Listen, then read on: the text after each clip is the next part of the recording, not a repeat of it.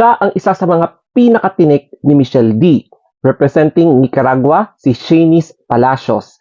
Since nanalo siya doon sa kanyang national pageant as Miss Nicaragua, very consistent ang kanyang aura, yung tindig niya, yung confidence niya, at hanggang ngayon, hindi siya natitinag at walang kupas. Wow! Dito mo talaga masasabi na sobrang dami ang sumusuporta kay Shanice Palacios.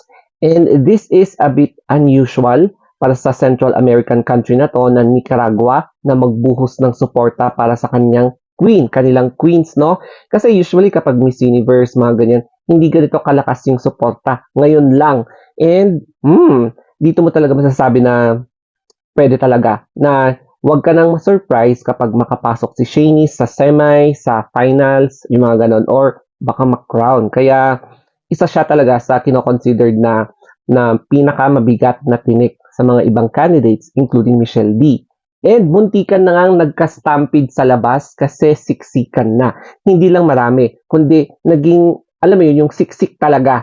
Kaya yung guards na nakapalibot kay Shanice ay medyo talagang hirap na hirap i-control yung crowd, no? Kasi medyo nagsisiksikan, nagkukumpulan talaga. And hindi lang sa labas, pati sa loob. So, parang side A, side B talaga. Ang dami talagang umabang kay Shanice sa airport sa Guatemala.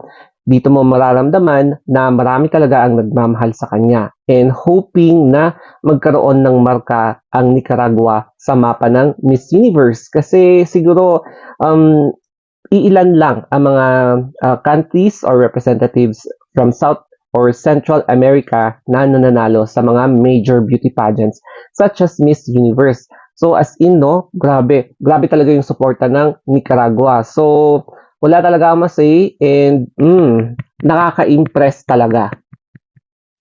At eto na nga, si Shanice Palacios.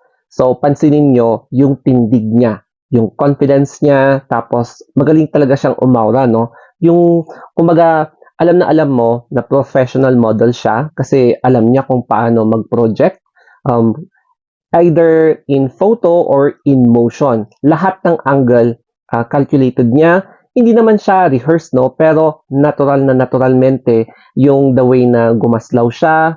Alam mo talaga na very professional yung arangkada niya and hindi siya OA. Tapos, merong scene na katabi niya si Thailand.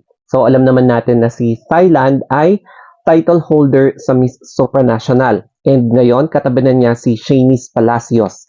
So, dito pa lang, yung sa tindig niya, the confidence level, the factor, makikita mo na, there's something talaga about her na pwede talaga niyang wasakin ang mga hopes ng mga ibang candidates. So, kung titignan mo sa tindig pa lang, no, project na project, napapansin siya hindi lang sa kanyang face, kundi sa kanyang buong katawan, tapos yung vibe niya. Iba yung vibe niya talaga kapag makikita mo siya na on-cam or off-cam. Silipin naman natin ang kanyang national costume. Wow! Napakapulido, napakalinis, and hindi putyo-putyo or hindi low class yung pagkakagawa ng national costume niya.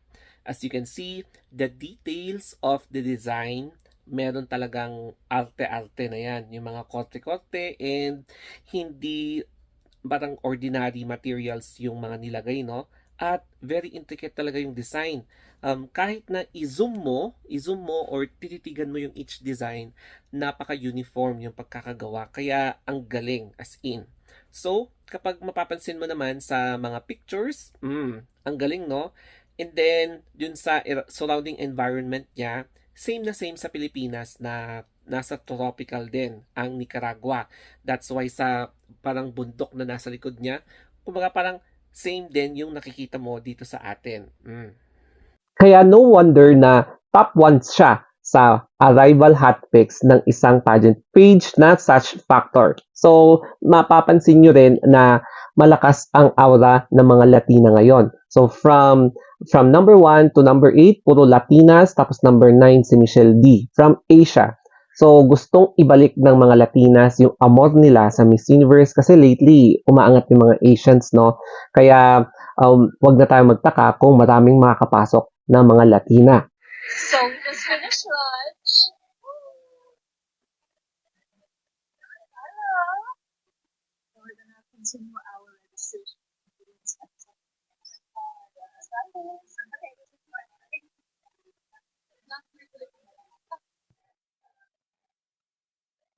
Eto na yung day 2 sa Miss Universe at nagsimula na nga ang bakbakan sa lunchtime kasi mukhang late silang lahat nakapag-rest dahil nga ang haba ng biyahe. Anyway, mapapansin niyo yung outfit ni Michelle D, yung cocktail, correct ba? Yung white sa upper and then parang yung print ng animal print doon sa babang dress niya. And nakakapag-complement sa kanyang personality, lalo na sa kanyang hair. Bale, sa day 2, ang schedule nila, yung gagawin nila is sa MUBA, para sa MUBA Cosmetics na shoot. I am not sure kung pipili na naman ang MUBA ng 6 para yung official shoot nila for this year. And then after ng MUBA, yung sashing ceremony. No, yung pagbibigay lang pala ng sash kasi hindi sashing ceremony ang Miss Universe, 'di ba?